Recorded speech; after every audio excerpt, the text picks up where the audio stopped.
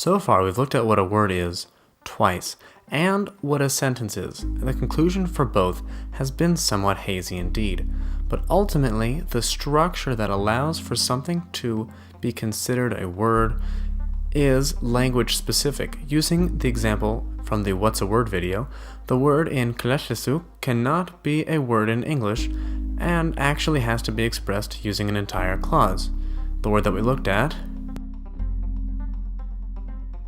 which in English means, it seems that they were well into the process of talking about founding an association for the establishment of a telegraph station, cannot be expressed in one word. Using this example, it is pretty clear that each language will have restrictions on what a word is and what cannot be a word. But while there isn't anything wrong in grammar in the way that many overly pedantic teachers may claim, wrong grammar does exist. For instance, I can say, I end my sentences with prepositions, or prepositions are never what I would end a sentence with, but I could not say sentences with prepositions I and my.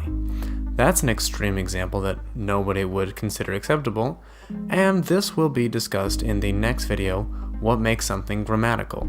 For now though, consider that following standard American English conventions, which is more or less what I speak using, sentences like, do it be dark, do he be sleeping in that car, are not acceptable, but it is acceptable in African American English. Or, Jenny feels ill, she ate too much.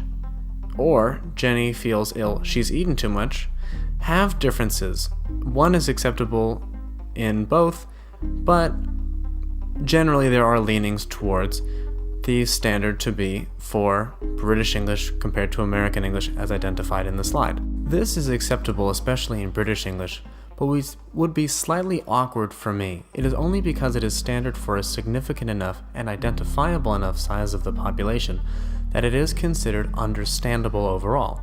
Indeed, a common definition of what a language is relies on not only having consistent structure, but also mutual intelligibility. Some of the time, only one of those criteria can be accounted for. In the previous example, there was intelligibility, but not a common structure across all of the dialects.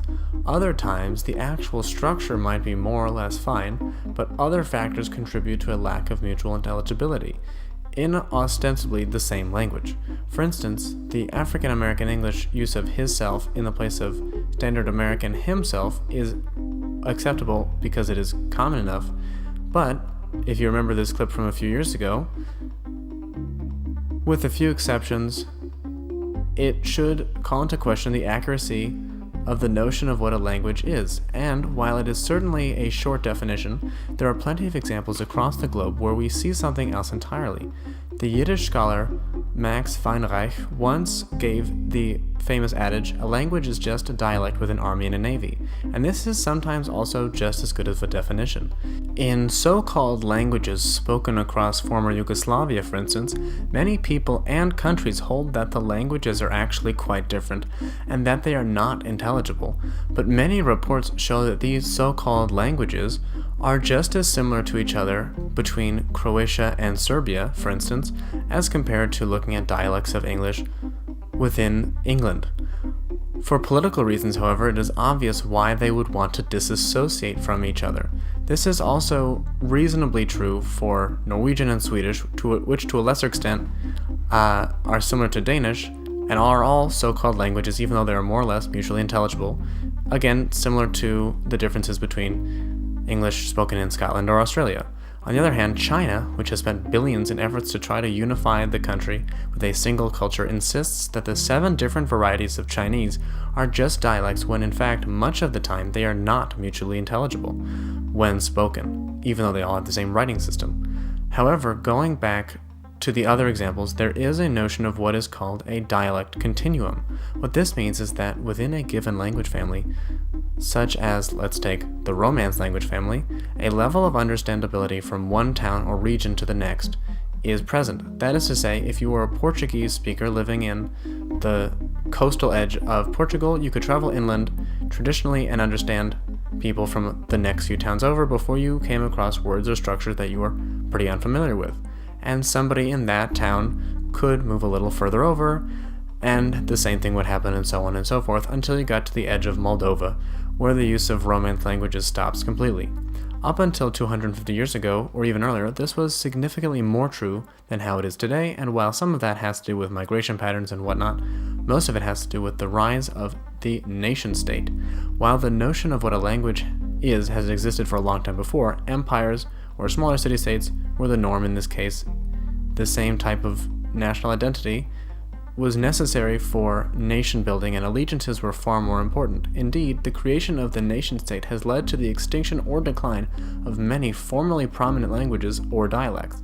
Indeed, these sorts of nationalizing campaigns around languages existed in Europe in the 19th century. In the 20th century, these occurred in Asia, such as in India or Indonesia, where natively thousands of languages were spoken, a truly staggering and impressive number for any country. But campaigns to make one national language were very controversial at the time, yet they were successful.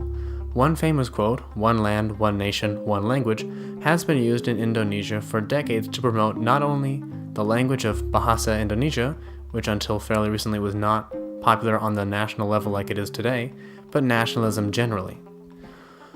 So much like the conclusion of What's a Word video, or What a Sentence video is, these are notions that are mostly for ease of conversation rather than anything that exists naturally, and even the notion of a standard form of a language is really whatever the government chooses to use to legislate and teach. A language can be a tool for understanding, but to try to separate it from a dialect outside of the context of a nation-state, and you'll run into a dozen exceptions for every rule. If you found this video interesting, make sure to subscribe, as this will be followed by a video relatively shortly. Otherwise, there's lots more linguistics to learn from, with over 1,500 posts on the blog, as well as access to the Patreon, where you can get even more features for very little extra cost, and you'll also help this channel to improve as you do it. Thank you to those who like and share this video, and to help spread the word about words, and I'll see you next time. Thank you very much.